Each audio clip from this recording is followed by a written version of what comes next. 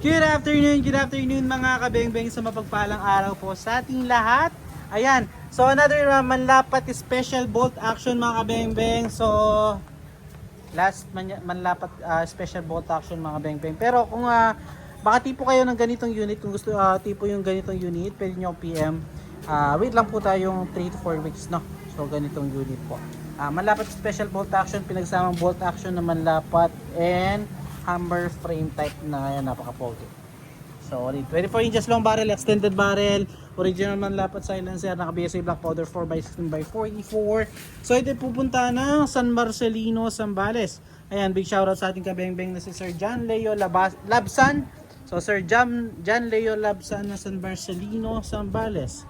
So, sir, ito na po ang inyong napaka-poging manlapat special bolt action. So ito, subukan na po natin, no? So grouping test natin using meteor pellets and resize and sorted straight from the box ng mga bala. So ito po, subukan natin. Ito po yung ating steel plate. So first shot po tayo. First shot. Second shot.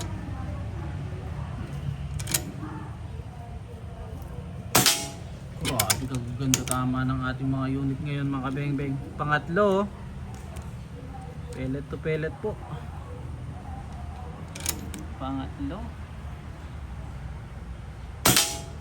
Ulit oh. Pang-apat. At pang-lima.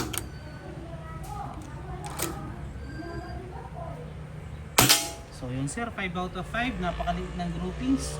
So puntahan po natin yung ating naging groupings, no sir. Ito po ang inyong unit. So Sir John Leo Labsan ng San Marcelino, Zambales. So sir, salamat po sa tiwala. And po yung kanyang grouping, so solid. Napakaganda ito mga sir. So salamat mga beng-beng again. Peace out.